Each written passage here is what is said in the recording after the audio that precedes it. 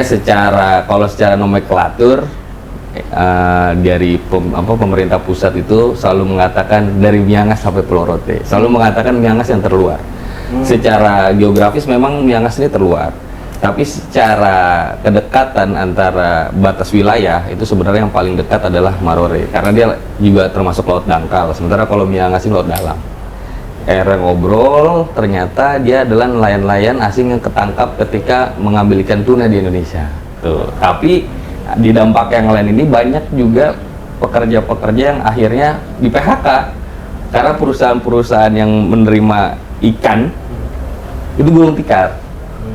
Dan di sana sinyal susah sebenarnya, di ibu kota kabupaten tuh masih sinyal susah ya, pakai WhatsApp tuh nggak bisa ya. Kalau misalkan emang waktu itu tuh masih pakai handphone biasa, dan kalaupun emang ada sinyal tuh di pelabuhan, di dekat-dekat pelabuhan, nggak di Sangihe ini. Bicara perbatasan darat, kita bisa tahu, oh ini wilayah Indonesia, oh itu wilayah Malaysia misalkan, dengan patok-patok atau dengan orang bisa dilihat. Ini kan tapi kan ini laut luas nih, dan nggak ada banyak jalan tikus sebenarnya. Ditambah lagi mereka itu banyak pulau-pulau kecil yang kalau lagi surut bisa dihuni.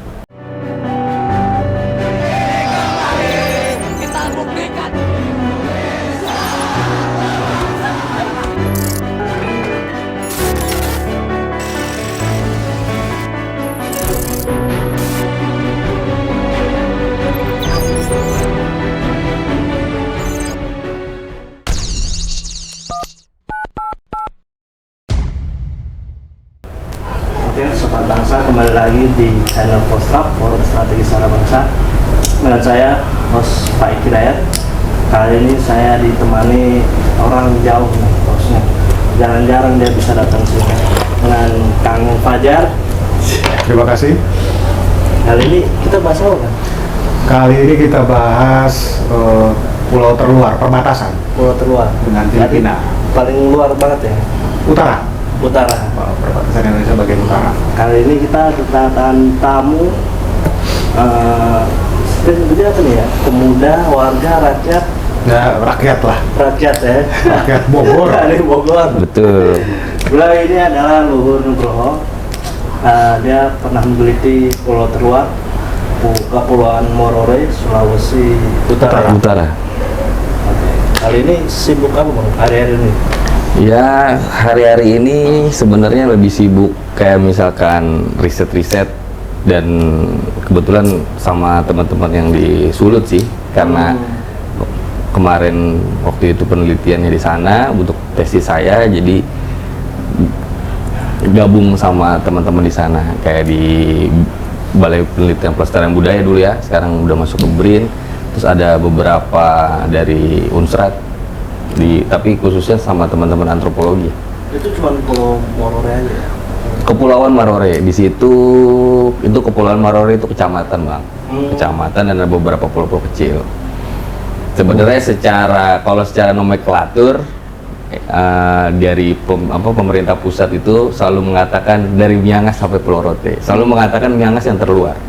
Secara geografis memang Miangas ini terluar, tapi secara kedekatan antara batas wilayah itu sebenarnya yang paling dekat adalah Marore, karena dia juga termasuk laut dangkal, sementara kalau Miangas ini laut dalam. Begitulah kira-kira. Maksudnya nih kepulauan, tapi sebetulnya kecamatan ya? Kecamatan Kepulauan Marore. Dia kecamatan ini ada 4 pulau sebenarnya. Yang satu pulau ini tidak berpenghuni.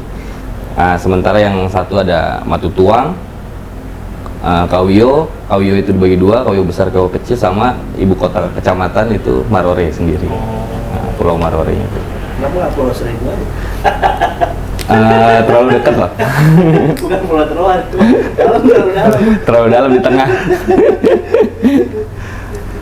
Gitu. Terus Bang Luhur ceritanya jauh-jauh dari Bogor. Iya. Sampai ke perbatasan terluar di utara, itu gimana ceritanya?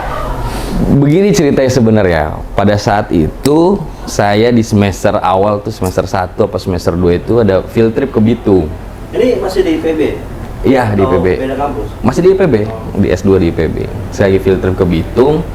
Kemudian karena saya merokok kan, waktu itu dibawa sama Prof Ahmad Fauzi, ahli lingkungan ya. Datang ke sana, ke Bitung, karena bosen kan di ruangan tuh, di Bitung. Akhirnya saya ngerokok, saya datang ke pelabuhan belakang tuh, ternyata banyak masyarakat atau warga negara Filipina di kerangkeng. Orang Filipina? Iya, karena dia nelayan asing kan yang masuk ke Indonesia. Oh. Di kerangkeng. Nah di situ ketika saya tanya, ternyata dia bisa bahasa Indonesia tuh dikit-dikit. Era ngobrol, ternyata dia adalah nelayan-nelayan asing yang ketangkap ketika mengambil ikan tuna di Indonesia. Oh, berarti bukan di kerangkeng tuh. Apa tuh? Tapi di kerangkeng, ditahan.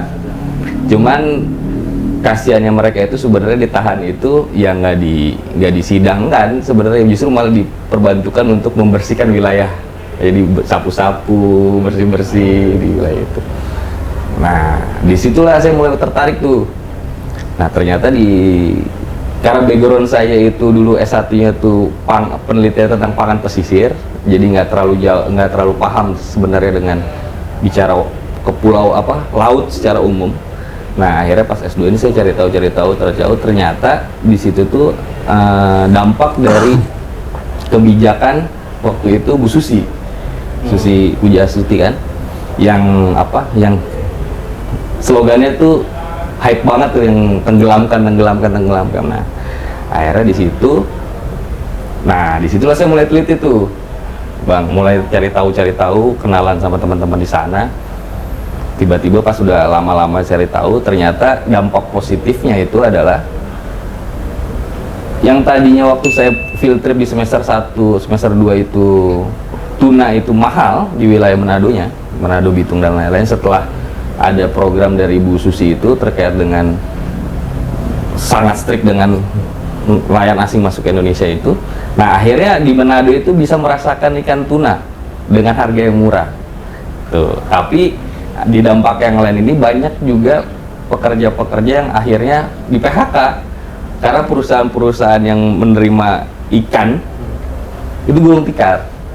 Karena ternyata dari wilayah Indonesia dilempar ke Filipina masukin lagi ke Indonesia. Jadi bahan mentah dilempar ke Filipina, nanti udah mulai bahan semi mentah nih dikelola lagi di perusahaan asing yang ada di Bitung, Manado dan sekitarnya. Berarti itu kehidupan di sana cuma nelayan aja ya? Iya, kalau di waktu di tempat penelitian saya sih, kan kalau penelitian saya itu Kepulauan Marore. Untuk ibu kota kabupatennya itu ada namanya Sangihe.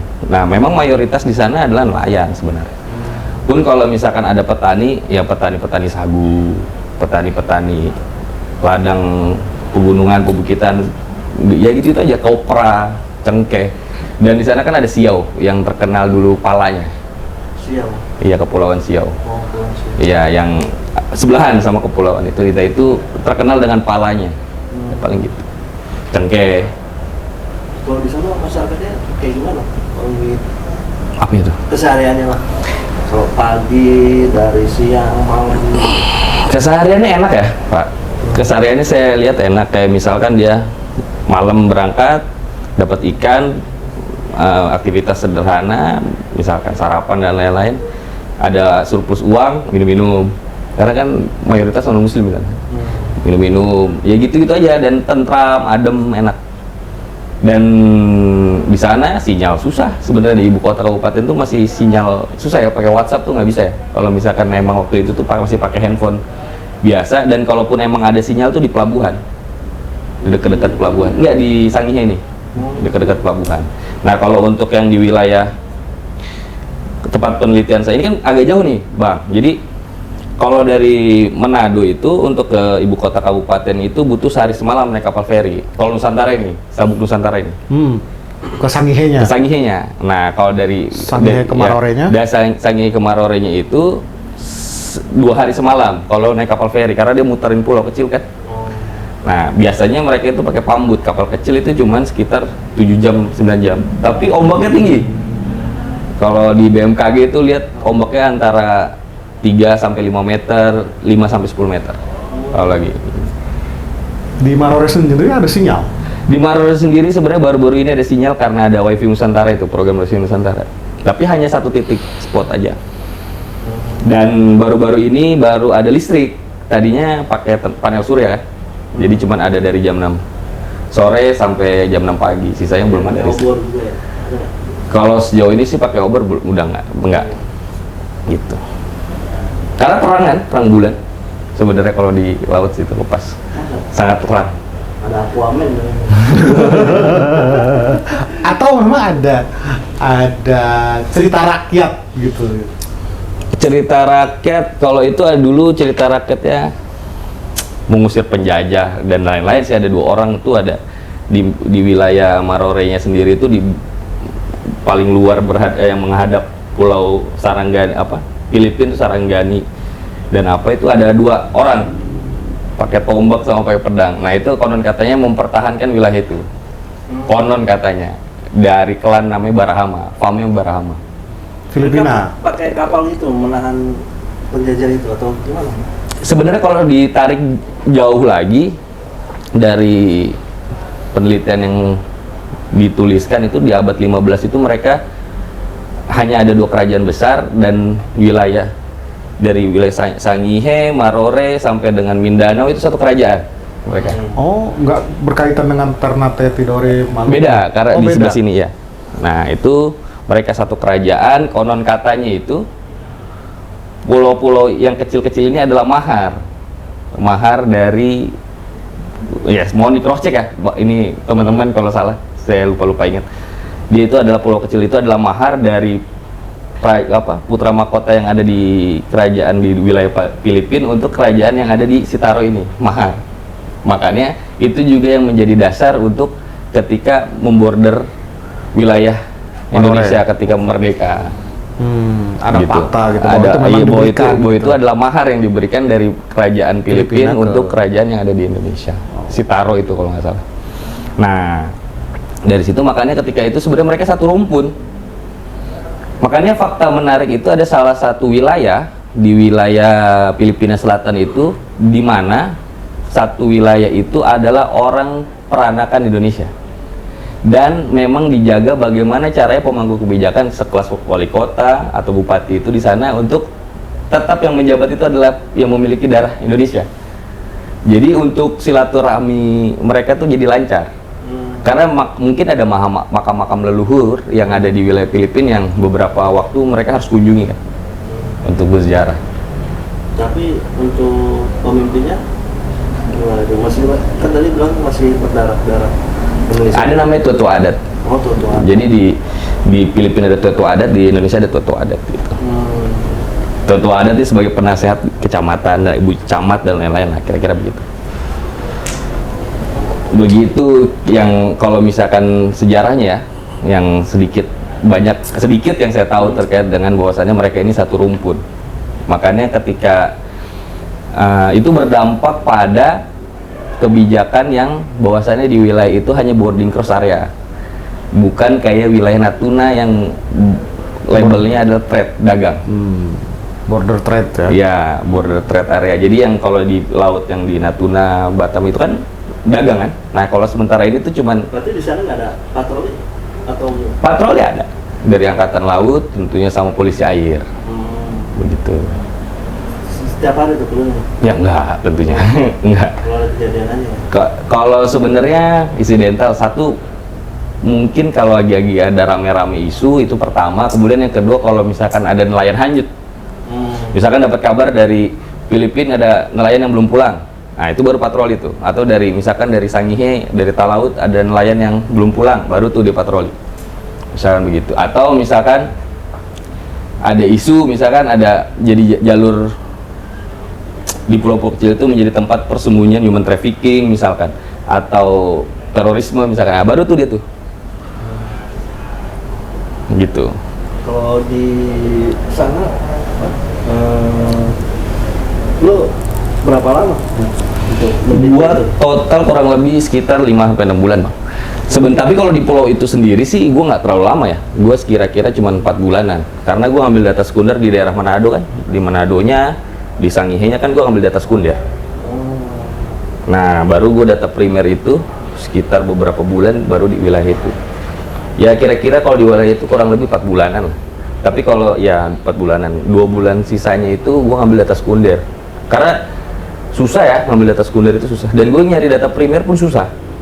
Karena ada fakta menarik sebenarnya. Fakta histori yang di sana tuh, jadi karena rame-rame ISIS tuh, terorisme ISIS yang di Filipina Selatan. Ini Abu Sayyaf atau? Iya, Abu Sayyaf. Abu Sayyaf. Nah, konon katanya dari peneliti sana mengatakan bahwasannya itu adalah jalur distribusi mereka untuk ke Filipina Selatan. Jadi Filipina ke? dari Indonesia ke Filipina Oh. untuk dijadikan ISIS yang untuk berjuang di Abu Sayyaf ini. Bukan jalur balik dari Filipina ke Bukan sini? jalur dari Indonesia, orang-orang radikalisme orang-orang Indonesia yang dikirim ke sana untuk berjuang lah. Kira-kira begitu. Berjuang versi mereka ya, bukan versi saya tentunya. Nah, karena di sana itu Kan di sana ada patroli itu yang lebih susah bang, karena kalau misalkan dilihat begini, bicara perbatasan darat, kita bisa tahu, oh ini wilayah Indonesia, oh itu wilayah Malaysia misalkan, dengan patok-patok atau dengan orang bisa dilihat. Ini kan tapi kan ini laut luas nih, dan nggak ada banyak jalan tikus sebenarnya. Ditambah lagi mereka itu banyak pulau-pulau kecil yang kalau lagi surut bisa dihuni, kalau lagi pasang nggak bisa. Atau ada beberapa pulau yang isinya pohon kelapa gitu. Nah, jadi kayak misalkan mau nyelundupin ikan dari Indonesia ke Filipina misalkan, mereka akan sandar di wilayah yang jauh dari checkpointnya, karena checkpointnya kan Pulau Parore nih. Nah, tapi kan di sini ada pulau, dia nyandar dulu, ngelihat ini, ngelihat arus baik baru dia papas. Kan ini nggak kelihatan. Bahkan dia biasanya memutar. Begitupun ketika dia sandar di Filipina itu dia akan memutar. Jadi misalkan ketika ini Marore, ini yang di Filipina, dia tidak akan sandar di sini. Dia akan memutar ke belakang, dia dropin selundupannya, dia baru checkpoint sini. Yang dia bawa hanya perlengkapan biasa standar, ikan-ikan juga ikan-ikan yang sesuai dengan manifestnya dia. Tapi sebenarnya itu yang dia bawa nggak sesuai dengan manifest. Bahkan kalau itu pakai kapal ya? Kalau pakai misalnya kapal. yang radikal itu mereka pakai kapal, dan dia diselundupkan di pulau-pulau kecil, gitu. Dan semenjak kasus tersebut di efek lagi dengan kebijakannya Bu Susi waktu itu berdampak baik kalau menurut saya. Terus ditambah lagi ada beberapa kasus kayak misalkan warga negara Filipina melakukan pemerkosaan terhadap anak kecil itu. Ada tuh kasus-kasus begitu yang bikin orang-orang Sangihe ini marah nih kan. Nah, di situ baru strict tuh. Nah, karena apesnya itu di Kepulauan Maro, bukan apes ya, memang secara historis mereka banyak non muslim kan. Nah, sementara ada kampung muslim itu di Marore hanya sedikit. Nah, kan kebetulan saya muslim. Ketika saya ngambil data di sana agak strict dia, agak gimana gitu, nggak memberi data yang akurat. Dan saya di sebulan pertama itu nggak dapat data sebenarnya. Sampai akhirnya sebulan pertama saya balik lagi ke Sangihe, akhirnya saya bisa dapetin tuh orang pertama yang melakukan penyelundupan, almarhum namanya Opa Cili. Nah, kalau misalkan dilihat penelitian saya ini yang sangat berjasa betul itu adalah namanya almarhum Opa Cili. Nah, Opa Cili ini adalah, kalau pernah dengar dia itu adalah pimpinan Kompit namanya. Kompit apa kombat? Kompit. Pokoknya pitnya itu Indonesia Timur. Omnya saya lupa ya. Organisasi atau bukan? Komunitas. Jadi gini, pada saat dulu itu kayak paguyuban ya. ada bencana alam, Bang. Bencana meletusnya Gunung Au. Meletusnya Gunung Au, masyarakat koneksi terputus. Suplai dari Manado terputus, dari Bitung terputus, ditambah lagi ada kebijakan yang namanya menasionalisasikan wilayah tuh, zamannya Pak Karno tuh. Nah, akhirnya di situ banyak masyarakat yang mati kelaparan dan lain-lain. Nah, akhirnya ada anak-anak muda yang umur 15, 13 tahun. Kompit itu berarti bukan dibuat sekarang-sekarang, Sudah dulu. Bahkan kalau sekarang kompit nggak ada gitu. Tidak ada. Ya cuma ya namanya orang tua ada 17 orang nih menyebut dirinya mereka adalah kompit gitu. Sebenarnya bajak laut sih sebenarnya. Kalau bisa kita bilang sekarang ini adalah bajak laut. Kalau sekarang One Piece ya? One Piece. Opa Cili ini si Luffy-nya Bang kebetulan. Nah, nanti ada Om Sandy ini Zoro-nya.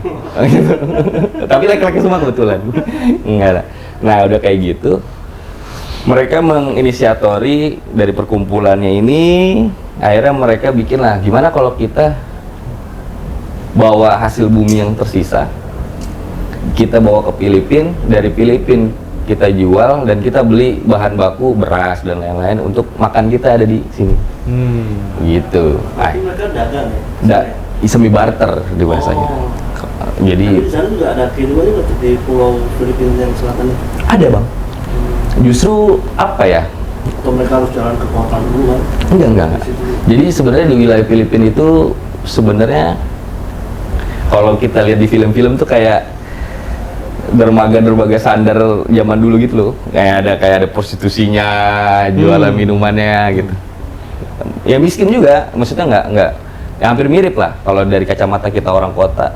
Mereka miskin juga. Dan mereka itulah yang maksudnya yang membedakan antara wilayah ini dengan wilayah yang ada dengan perbatasan Singapura. Kenapa yang kayak Batam dan lain-lain maju, sementara ini mereka nggak maju karena nggak ada perputaran aktivitas ekonomi, bang. Jadi misalkan dia jual ikan, modal 15 juta untuk BBM dan lain-lain lah, Transum dan lain-lain, BBM 15 juta. Ketika kalau real nih dia jual ke Filipina dengan harga yang lumayan besar. Jadi kalau waktu itu terakhir per ekornya itu kalau di Filipina itu sekitar 375.000, 172 peso atau 175 peso. Nah, dia jual ke sana. Nah, sementara kalau jual ikan tuna itu di Sangihe itu harganya sekitar 80.000. Setengahnya berarti ya? Ya, dijual di Bitung itu 40.000, bang. Malah lebih murah. Ya, dijual ke Manado 20.000. Maka mereka tidak ada pilihan lain dan di situ ada relasi aktor kan, dia jual ke Filipina yang harganya lebih mahal. Nah, ketika dia jual ke Filipina dia dapat uang peso yang dia bawa, dia beli barang-barang kebutuhan di Indonesia. Nah, dia bawa lagi ke Indonesia baru dijual lagi seperti perlengkapan kapal, alat pancing karena memang kan lebih bagus nih kualitasnya.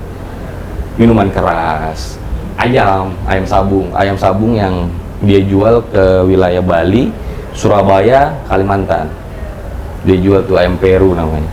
Ayam Peru. Ayam Peru karena dari Peru, peranakan Peru, sabung ayam mereka. Nah, disitulah dia ngambil duitnya. Gimana? Bentuknya gede ya? Besar. Kalau abang, Bangkok gitu atau lebih? ya ayam Bangkok lah, segitu. Nah dia jual, nah dia dapat uangnya di situ. Cuman ketika dia dapat uang banyak, misalkan bersihnya hitung lah, sekali trip dia nyelundup itu nilai bersihnya itu 100 juta misalkan. Nah 100 juta dia bingung mau dibuang kemana. Akhirnya dipakai lagi di wilayah Filipina, misalkan dia jajan, misalkan atau di minum-minuman keras, atau misalkan dia balik lagi ke Indonesia dipakai buat minum-minuman keras, ya gitu. Karena nggak ada saving money lah kalau kita bicara. Mereka jual ke Filipina terus balik ke Indonesia itu berarti mata uang peso ya? Gini loh, bang. Karena kan kalau misalnya di Sebatin ya perbatasan sama Malaysia nih, cuma sinyal gini doang ya, mereka bayarnya pakai ringgit kan? Transaksinya pakai ringgit. Iya, misalnya orang Indonesia jadi terima duit ringgit. Oh.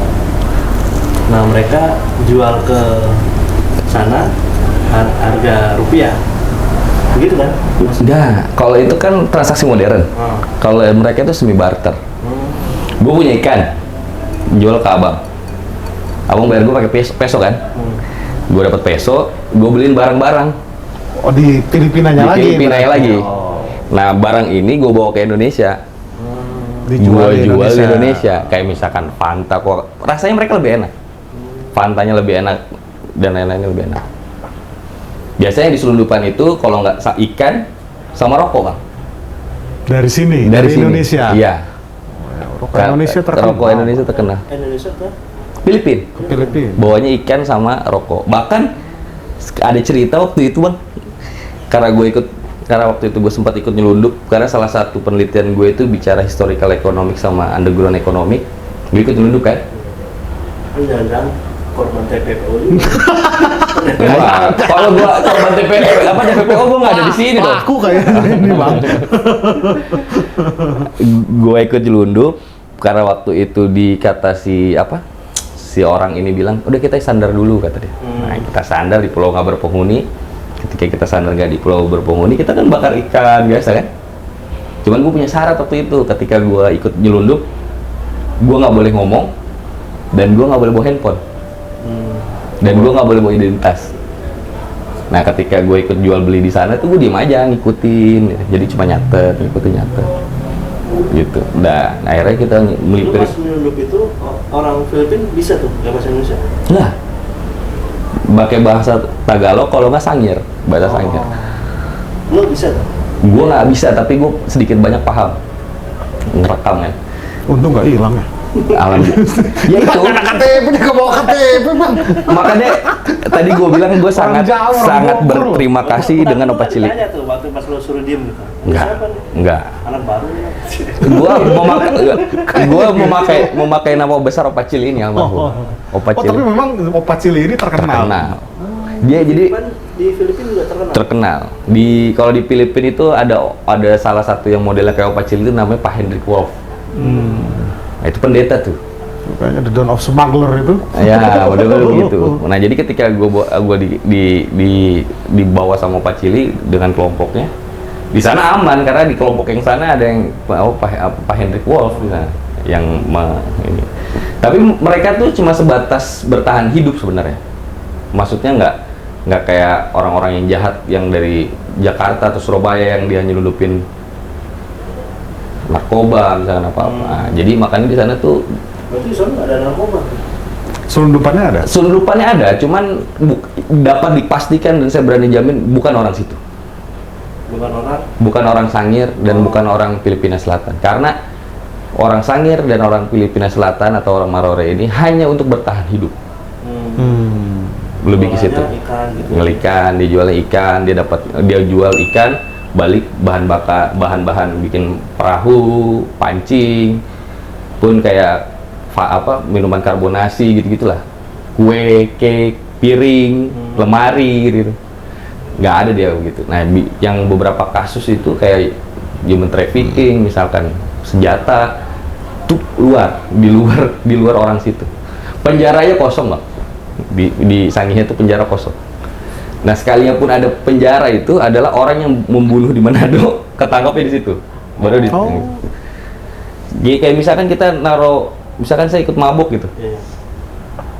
Ya handphone aman, laptop aman gitu. Orang mereka kalau misalkan habis pulang nyelundup itu naruh duit satu Karungan kantong gitu. kresek, yang hitam itu ditaruh di meja kok. Dan mereka kan nggak ada jendela yang tertutup karena mereka kan angin laut kan, pasti pecah kan. Cuman ada palang-palang ini doang. Terus pintunya juga cuman pakai kain. Itu nggak akan hilang gitu. Segitu luar biasa mereka. Nggak ada CCTV juga kan? Nggak ada CCTV. Tapi pemerintah di sana gimana? Masyarakatnya? Atau udahlah biarin aja lah? Mereka tutup mata kalau masalah itu. Karena mau gimana lagi? Karena mereka paksain mau dibuang ke Manado, ke Bitung, masyarakat pasti ngamuk kan dengan harga murah. Memfasilitasi untuk diambil pasca tangkapannya juga belum bisa. Akhirnya mereka begitu. Bahkan kalau misalkan ada yang kayak, sorry saya lanjut ya Pak, kayak misalkan ada kayak yang ISIS nih, terorisme itu dibantu sama masyarakat sebenarnya. Oh di sana ada yang ngumpet di belakang gunung misalnya, atau belakang semak-semak, dikasih tahu. Kalau sedang terjadi pengejaran gitu. Iya, pengejaran dikasih tahu, akhirnya ketangkap. Terakhir itu ada ya nggak ketangkap sih, cuman ada satu peti itu isinya senjata semua, dikubur di. Sebenarnya kayak film-film itu betul itu dikubur-kubur di pulau-pulau kecil itu senjata-senjata betul. Betul adanya itu saya lihat langsung itu. Dan harga senjata tuh murah bang. Kayak misalkan kita bawa salah satu rokok tuh 2 bungkus tuh bisa dapat AK-47. Ditambah lagi 1 bungkus rokok dapat peluru 1 kotak. Tapi kan lo harus naik gunung dulu kan? Kalau lagi hoki kayak gini, kayak kemarin waktu pas gue ikut di Lundup, kita bagi bakar ikan, nanti dia turun. Karena dia kelaparan kan, nunggu di Jawa, nunggu di Kapal. nunggu jemputan kan mereka di hutan gitu, nunggu jemputan. Dia ngeliat ada api di bawah kan, kita ketawa dan lain-lain, dia turun. Lo nggak tahu tuh kan? Enggak juga sih. Iya kan semua kan ada resikonya. Hutan bang. Gitu. Terus gua datang, dia minta makan. Ternyata dia bisa bahasa Indonesia kan. Gua ngobrol, masih minta rokok dong, saya kasih kan. Karena saya udah kasih tahu sama kelompoknya yang di Sangihe ini, Mas bawa rokok, kalau pahit-pahitnya nanti Mas mau jajan dan lain-lain, jual rokok. Benernya di sana ada uang saku untuk jajan gitu loh di Jadi Filipina. mata uang yang berlaku itu Iya. rokok sebenarnya. Iya, Barter tadi, barter semi itu, barter semi itu, barter ya. itu. Akhirnya ada yang turun, dikasih makan sama kita nih, kru-kru penyelundup yang gua nebeng ikut. Dikasih makan, udah dikasih makan, dia minta rokok, saya iseng kan, nggak apa buat saya, enggak Mas sudah. Akhirnya dikasih, dia bilang 2 bungkus rokok, mau dikasih AK. Cuma saya pikir saya bisa bawa ini ke Manado, bagaimana cara saya bawa ke Bogor kan gitu. Bagaimana saya cara bawa ke Bogor kan nggak bisa. Dianggap antara nggak pemberontak ya, teroris lah. Padahal kan lumayan kan buat koleksi Bang, maksudnya nggak niat untuk begitu kan, cuma kan buat koleksi kan lumayan. Itu dikira sel Abu Sayyaf. Dari sana ya pulang. Tapi akhirnya ya udahlah gitu kira-kira. Nah, sedikit cerita lagi Bang, proses saya masuk ke mereka itu, yaitu karena memang waktu pada saat itu karena boomingnya ISIS ya, akhirnya di bordernya diperketat. Jadi pas kita datang ke sana, mereka tahu, mohon maaf, mereka tahu ini kita orang Muslim. Paradigma mereka adalah orang Muslim dari Jawa mempersulit kita melakukan aktivitas ekonomi, begitu kira-kira. Nah, saya lanjut cerita. Akhirnya ketika saya sebulan di sana, kita samain persepsi dulu Bang. Kalau Sangihe ini adalah ibu kota kabupaten. Ya. Sementara kalau tempat penelitian saya ini ada di Kepulauan Marore, ya. Jadi beda nih. Tapi sebenarnya yang banyak melakukan aktivitas ekonomi nyebrang itu ada di masyarakat yang di sini. Iya, karena kantor bupati kan di situ. Iya, ini di sini. Terus mereka orang-orang yang di sini sebenarnya adalah orang-orang yang juga punya rumah di sini. Yang di Marore ini. Iya, Orang Marore punya rumah punya Sangihe. rumah di sini, di Sangihe. Gitulah kira-kira. Karena begitulah. Nah, ketika saya hampir sebulan di Marore, gak ada perdata sama sekali, dan ketika menggunakan bantuan dari pemerintah setempat juga tidak ada hasil yang signifikan, akhirnya saya pulang lagi ke Marore. Balik lagi ke Opa Cili nih. Akhirnya saya meraju lah ke Opa Cili nih kan. Almarhum saya meraju ke Opa Cili dan kawan-kawan. Akhirnya Opa Cili kasih memo kecil nih. Gitu.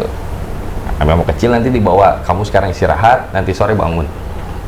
Nah ternyata jam abis Isya itu dibangunin, ngumpul tuh semua beberapa orang yang inilah pemainnya lah. Akhirnya dibantu tuh dapat data-data sekunder dari mereka karena atas bantuan Opa Cili ini. Nah akhirnya saya besoknya pergi lagi ke Marore. Memo kecil itu saya kasih ke kepala sekolah SMP dan pendeta Di Marore. di Marore. Akhirnya ketika di Marore dikasih pendeta itu, pas hari hari Minggu, saya diperkenalkan lah, disebutlah kalau ini adalah anaknya Opa Cili, tolong dibantu melakukan penelitian. Nah di situ lancar tuh Bang, langsung lancar. Surat sakti lah itu. Wah, gila, itu memang keren, langsung lancar saya. Dan ditambah lagi kan saya nggak soleh-soleh amat kan Bang, maksudnya minum-minum gitu kan, minum alkohol, Ya, berbaur lah ya, gitu untuk ya, dari sudut berbaur pandang gitu ya. mereka. Akhirnya diterima di situ. Nah disitulah, dan ketika misalkan mohon maaf nih, kayak misalkan ada hajatan dan lain-lain, kan dipisah tuh meja Bang, meja pribumi asli sana. Tapi tingkat toleransi di situ lumayan tinggi. Sebenarnya tinggi, cuman karena ya wajar lah Bang, kayak misalkan gua penghasilan gua diganggu sama lu, pasti kan gua nggak akan terima. Ketika ada keluarga lu kan gua nggak mungkin ini gitu lah. Mereka masih agak sedikit pola pikirnya kan masih ini. Oh, ada stereotip ada begitu. stereotip begitu. Nah akhirnya dari situlah lancar tuh Bang. Pada pernikahan saya ikut bareng-bareng sama mereka, walaupun yang ada namanya meja Nusantara ini untuk TNI Angkatan Laut, Angkatan Darat, Polisi Air yang bekerja di sana kan. Itu meja Nusantara tuh yang halal-halal, ikan apa. Nah saya ikut mereka nih. Yang dari sudut pandang agama non halal kan, kayak ada babi, ada macam-macam. Tapi saya melakukan itu memang untuk, kalau kata bahasa ya, kalau kata bahasa, mohon maaf ya, kalau kata bahasa Adian kan lu cium mau rakyat kan, nah akhirnya saya cium tuh keringatnya, makanannya saya cicipi kan, akhirnya saya dapet itu, dan itu alhamdulillah saya bersyukurnya datanya detail Dari cerita gitu. dari cerita. Akhirnya saya ikut nyelundup, saya akhirnya kayak ini mas, manifest saya dicek misalkan, tapi mas lihat tuh bawaan saya apa begitu. Jadi akhirnya detail, ada perbedaan kan antara manifest sama Yang dibawa. karena mereka itu sekali jalan, sekali nyebrang itu butuh dapat waktu kadaluar nyebrangnya itu 59 hari. Nah sebenarnya itu hanya sekali trip kan, tapi sebenarnya disiasati mereka bolak-balik trip bang untuk nyelundupin ikan. 59 hari. 59 hari, kayak gua kan punya izin nih 59 hari ke abang, tapi ini sebenarnya satu kali trip kan. Ya udah gue lapor, tapi nanti gue lapor balik lagi, udah berapa kali gue bolak-balik kan. Jadi pas laporan Laporannya itu sebenarnya udah berapa kali udah berapa bolak-balik. kali bolak-balik. Nah, institusi pendidikan tertinggi di Marore apa? SMP. SMP.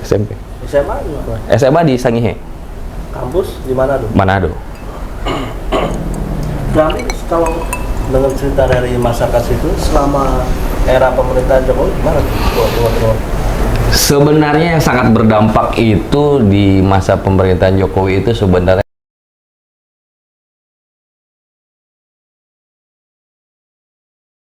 ya nggak tahu ya. Kalau saya lihat sih di sana kurang efektif. Dalam arti kurang efektif ini, di sana ada bahasa namanya tiba sat tiba akal. Artinya ketika misalkan ada kapal pulau jalan belum sampai ke dia kan sampai ke pulau tiba-tiba sampai ke dia mau ini belok deh. Jadi kadang itu berbeda. Kapal feri kalau saya sama komunitas lagi dia